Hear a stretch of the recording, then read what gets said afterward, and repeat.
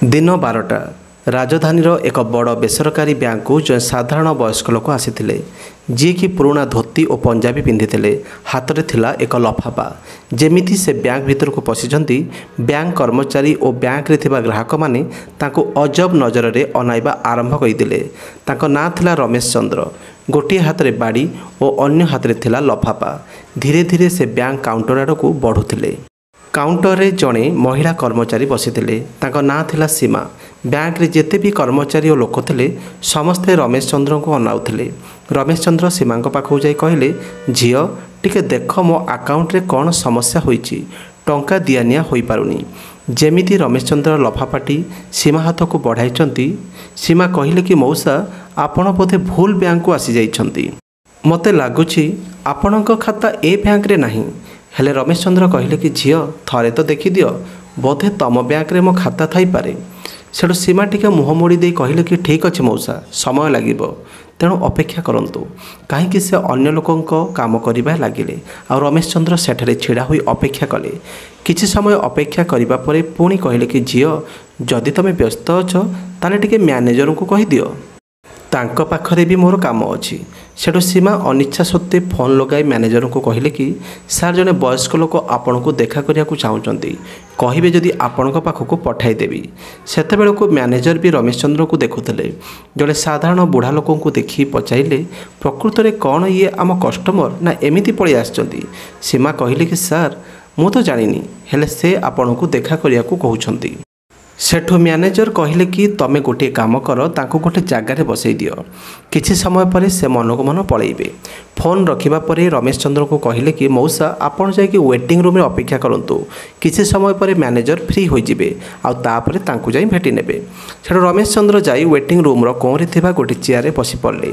ए पर्यंत समस्ते रमेश चंद्र को आड़ को अनाउथले, कारण समस्ते सूट बूट रे थिले। केवल रमेश चंद्र पुराना धोती और पंजाबी पिंधि सेठाकू जाइथिले।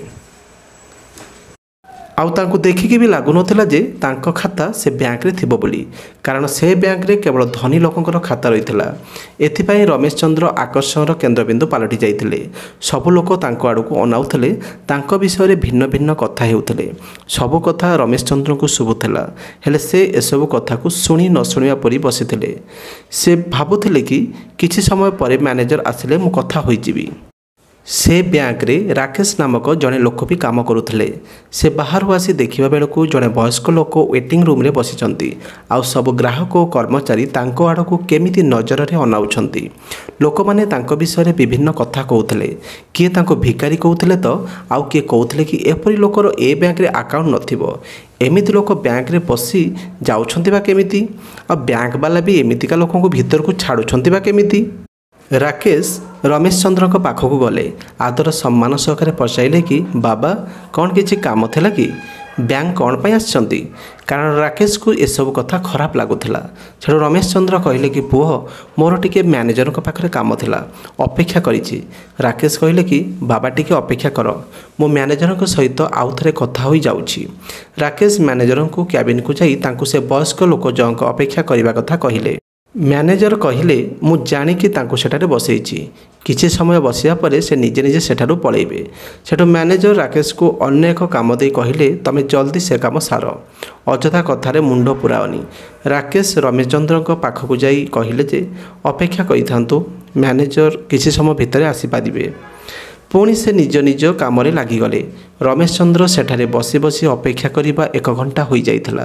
घंटे धैर्य धरी बसिया परे आउ सही पारिलेनी। से छिड़ा होई गले आउ सीधा मैनेजर को कैबिन आड़ को गले। आ रमेश चंद्र को निज आड़ को आसुथिबार देखि मैनेजर तांको सीट उठी बाहर को पळै आसिले। आ रमेश चंद्र को पचाइले कि मौसा कहतु कौन काम अछि। रमेश चंद्र लफाफा दे कहले कि पुओ देख या भितर मोर बैंक डिटेल्स अच्छी, हेले मो अकाउंट रे किछि भी नेण देण होई पारुनी। देखिकी टिके कह कि कौन असुविधा अच्छी। टिके भाबिया परे मैनेजर कहले कि मौसा जदि अकाउंट रे टंका नथिबो ताले किछि होई परिबनी। मु भाबुछि तम अकाउंट रे टंका नथिबो, तेणु एमिति समस्या हेउछि। सेठू रमेश चंद्र कहले कि पुओ प्रथमे अकाउंट तो चेक कर, तापरे कहले सिना ठीक हबो, किछि न जानि केमिति कहि दउछ। मैनेजर हसी दे कहले कि मौसा एटा मोर वर्ष वर्ष अनुभूति, तम परी लोक मुह देखि मु कहीदेवी किए केमितिका आउ कहा अकाउंट रे केते टंका अछि।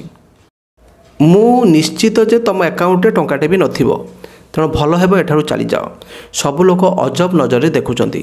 ବ୍ୟାଙ୍କରେ ବି ଅଯଥା ପରିସ୍ଥିତି ସୃଷ୍ଟି କର ନାହିଁ। ସେଠୁ ସେ ଲଫାଫାକୁ ଟେବୁଲ ଉପରେ ରଖି କହିଲେ କି ଠିକ୍ ଅଛି ପୁଅ, ମୁଁ ପଳେଇବି, ହେଲେ ତମେ ସେ ଲଫାଫାରେ ଯାହା ବି ଡିଟେଲ୍ସ ଲେଖା ହୋଇଛି ପଢ଼ି ନେବ। ଏତିକି କହି ରମେଶ ଚନ୍ଦ୍ର ସେଠାରୁ ପଳେଇଲେ। କବାଟ ପାଖରେ ପଛକୁ ଫେରି କହିଲେ, ପୁଅ ଯାହା କଲ ଏଥିପାଇଁ ତମକୁ ଫଳ ଭୋଗିବାକୁ ପଡ଼ିବ। ରମେଶ ଚନ୍ଦ୍ରଙ୍କ କଥା ଶୁଣି ମ୍ୟାନେଜର ଟିକେ ଡରିଗଲେ ସତ, ହେଲେ ଭାବିଲେ କି ରମେଶ ଚନ୍ଦ୍ର ବୋଧେ ରାଗିକି ଏମିତି କହିଦେଉଛନ୍ତି। କିଛି ହେବନି ମ। ସମସ୍ତେ ନିଜ ନିଜ କାମରେ ଲାଗି ପଡ଼ିଲେ। ଅନ୍ୟପଟରେ ସେ ଲଫାଫା ଟେବୁଲ ଉପରେ ସେମିତି ପଡ଼ି ରହିଥିଲା।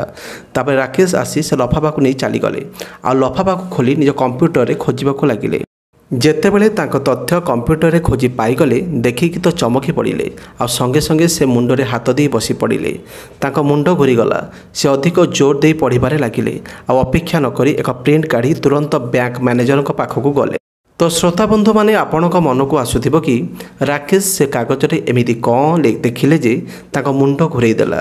ସେହି କାଗଜରେ ରମେଶ ଚନ୍ଦ୍ରଙ୍କର ପରିଚୟ ଥିଲା ଆଉ ସେ ପରିଚୟ ଜାଣିବା ପରେ ରାକେଶ ମୁଣ୍ଡରେ ହାତ ଦେଇଦେଲେ। ତେବେ କିଏ ଥିଲେ ସେ ଧୋତି ପିନ୍ଧା ରମେଶ ଚନ୍ଦ୍ର? ଆପଣ ବି ତାଙ୍କ ପରିଚୟ ଜାଣିଲେ ଆଶ୍ଚର୍ଯ୍ୟ ହୋଇଯିବେ। ତ ଆଗକୁ କାହାଣୀରେ ଟ୍ୱିଷ୍ଟ ଆସିବାର ଅଛି। କାହାଣୀ ସମ୍ପୂର୍ଣ୍ଣ ଦେଖନ୍ତୁ। ସେତେବେଳେ ମ୍ୟାନେଜର ଜଣେ ଧନୀ ଲୋକକୁ ଭିନ୍ନ ଭିନ୍ନ ସ୍କିମ୍ ବିଷୟରେ ବୁଝାଉଥିଲେ। ରାକେଶ କ୍ୟାବିନ୍ ଭିତରକୁ ଗଲେ। ମ୍ୟାନେଜର ତାଙ୍କୁ ଇସାରା କରି ପଚାରିଲେ କି ତମେ କ'ଣ ପାଇଁ ପୁଣି ଆସିଛ? ରାକେଶ ଇସାରାରେ କହିଲେ କି ଏଇଟା ସେ ମଉସାଙ୍କ ବ୍ୟାଙ୍କ ଡିଟେଲ୍ସ ଆଉ ଆପଣ ତାଙ୍କୁ ଏମିତି ପଠାଇଦେଲେ। ଆପଣ ସଙ୍ଗେ ସଙ୍ଗେ ଥରୁଟିଏ ଏହା ଉପରେ ନଜର ପକାନ୍ତୁ। ଏତିକି କହି ସେ କାଗଜ ମ୍ୟାନେଜରଙ୍କ ଟେବୁଲ ଉପରେ ରଖିଦେଲେ। ସେତେବେଳେ ମ୍ୟାନେଜର ସେ ଧନୀ ଲୋକଙ୍କୁ ଟିକିଏ ଅଟକାଇ କହିଲେ କି ଦେଖ ରାକେଶ, ଆମ ପାଖରେ ଏମିତି ସେମିତି ଲୋକଙ୍କ ପାଇଁ ସମୟ ନାହିଁ। ସେଠୁ ରାକେଶ କହିଲେ କି ସାର୍ ଥରୁଟିଏ ତ ସେ କାଗଜ ଉପରେ ନଜର ପକାନ୍ତୁ। ହେଲେ ମ୍ୟାନେଜର ବେଖାତିର ଢଙ୍ଗରେ କହିଲେ କି ମୋତେ ଏମିତି କାଗଜପତ୍ର ଦେଖିବାର ନାହିଁ କି ସେମିତି କଷ୍ଟମର ସହିତ କଥା ହେବାର ନାହିଁ। ଏତିକି କହିକି କାଗଜ ମ୍ୟାନେଜର ପୁଣି ରମେଶ ହାତରେ ଧରାଇ ଦେଲେ ଆଉ ନିଜ କାମରେ ଲାଗିଗଲେ। ବ୍ୟାଙ୍କର ମାହୋଲ ଏବେ ଠିକ୍ ହୋଇଯାଇଥିଲା ଆଉ ଏହା ଭିତରେ ଅପରାହ୍ନ ହୋଇଯାଇଥିଲା। ସେ ଦିନ ବିତିଗଲା। ପରଦିନ ଠିକ୍ ସେହି ସମୟରେ ରମେଶ ଚନ୍ଦ୍ର ଜଣେ ସୁଟ୍ ବୁଟ୍ ପିନ୍ଧା ଲୋକଙ୍କ ସହିତ ଆସି ବ୍ୟାଙ୍କରେ ପହଞ୍ଚିଗଲେ। ସୁଟ୍ ବୁଟ୍ ପିନ୍ଧା ସେ ଲୋକ ହାତରେ ଗୋଟିଏ ବ୍ରିଫକେସ୍ ଥିଲା। ସେଠୁ ସେମାନେ ମ୍ୟାନେଜରଙ୍କୁ ହାତ ଢାଳି ଡାକିଲେ। ମ୍ୟାନେଜର କ୍ୟାବିନ୍ରୁ ବାହାରିଲେ। ରମେଶ ଚନ୍ଦ୍ର କହିଲେ କି କାଲି ମୁଁ ତୁମକୁ କହିଥିଲି ନା ଏ ଘଟଣା ତୁମ ଉପରେ ଭାରି ପଡ଼ିବ। ତମେ ମୋ ସହିତ ଯାହା କଲ କେବେ ବି ବରଦାସ୍ତ କଲା ପରି ନୁହଁ। ତମେ ଏବେ ଦଣ୍ଡ ଭୋଗିବା ପାଇଁ ପ୍ରସ୍ତୁତ ହୋଇଯାଅ। ଏତିକି ଶୁଣି ମ୍ୟାନେଜର ଟିକେ ଚିନ୍ତାରେ ପଡ଼ିଗଲେ। କହିଲେ ଇଏ କିଏ ଆଉ ପୁଣି ଏମିତି କଥା କାହିଁକି କହୁଛି? ଭାବୁ ଭାବୁ ରମେଶ ଚନ୍ଦ୍ର କହିଲେ କି ତମକୁ ଏବେ ମୁଁ ସସ୍ପେଣ୍ଡ କରୁଛି। ତମ ଜାଗାରେ ରାକେଶକୁ ମ୍ୟାନେଜର ଘୋଷଣା କରୁଛି। ତମକୁ ଫିଲ୍ଡକୁ ପଠାଇ ଦିଆଯିବ। ସେଠାରେ ପ୍ରଥମେ ଲୋକଙ୍କ ସହିତ ମିଶ ଆଉ ନିଜ ବ୍ୟବହାର ବଦଳାଇବ। ଏତିକି ଶୁଣି ତ ମ୍ୟାନେଜର ଡରିଗଲେ ଆଉ କହିଲେ ସାର୍ ମୁଁ ଆପଣଙ୍କୁ ଚିହ୍ନି ପାଇଲିନି, କିଏ ଆପଣ? ସେଠୁ ରମେଶ ଚନ୍ଦ୍ର କହିଲେ ମୁଁ ଏ ବ୍ୟାଙ୍କର ମାଲିକ। ମୋର ଏଠାରେ 60% ସେୟାର ଅଛି। ତେଣୁ ମୁଁ ଚାହିଁଲେ ତୁମକୁ ତୁମ ପଦରୁ ହଟାଇ ପାରିବି। ମାଲିକ? ବ୍ୟାଙ୍କ ମାଲିକ ଶୁଣିବା ପରେ ମ୍ୟାନେଜର କାହିଁକି ସବୁ କର୍ମଚାରୀ ଉପସ୍ଥିତ ଥିବା ସବୁ ଗ୍ରାହକ ଆଶ୍ଚର୍ଯ୍ୟ ହୋଇ ତାଙ୍କ ଆଡ଼କୁ ଅନାଇଲେ। ଜଣେ ମହିଳା ଧୋତି କୁର୍ତ୍ତା ପିନ୍ଧା ଲୋକ ଏପରି ବଡ଼ ବ୍ୟାଙ୍କର ମାଲିକ ହେଲେ କେମିତି? କିଛି ସମୟ ଭିତରେ ରମେଶ ଚନ୍ଦ୍ରଙ୍କ ସାଥିରେ ଆସିଥିବା ସେ ଲୋକ ବ୍ରିଫକେସ୍ ଖୋଲି 2ଟି ଚିଠି କାଢ଼ିଲେ। ଗୋଟିଏ ମ୍ୟାନେଜରଙ୍କୁ ବଢ଼ାଇ ଦେଇ କହିଲେ ଏଇଟା ତମ ଚିଠି, ତମକୁ ମ୍ୟାନେଜର ପଦରୁ ହଟେଇ ଫିଲ୍ଡକୁ ପଠାଗଲା। ଆଉ ଗୋଟିଏ ଚିଠି ରାକେଶ ହାତରେ ଧରି ଦେଇ କହିଲେ କି ଆଜିଠାରୁ ତମେ ଏ ବ୍ୟାଙ୍କର ମ୍ୟାନେଜର। ଚିଠି ପାଇବା ପରେ ମ୍ୟାନେଜରଙ୍କ ଅକଲ ଠିକଣାକୁ ଆସିଗଲା। ସଙ୍ଗେ ସଙ୍ଗେ ହାତ ଯୋଡ଼ି ରମେଶ ଚନ୍ଦ୍ରଙ୍କୁ କହିଲେ କି ସାର୍ ମୋତେ କ୍ଷମା କରିଦିଅନ୍ତୁ। ହେଲେ ରମେଶ ଚନ୍ଦ୍ର କହିଲେ କି ତମକୁ କାହିଁକି କ୍ଷମା କରାଯିବ? ତମେ ମୋ ସହିତ ଯେଉଁ ବ୍ୟବହାର କଲ ସେଇଟା ଆମ ବ୍ୟାଙ୍କ ରୁଲ୍ର ଖିଲାପ କରୁଛି। ତମେ କ'ଣ ଆମ ବ୍ୟାଙ୍କ ପଲିସି ପଢ଼ିନ? ଏଠାରେ ଗରିବ ଓ ଧନୀଙ୍କ ଭିତରେ କିଛି ବି ଫରକ ଦେଖାଯିବନି।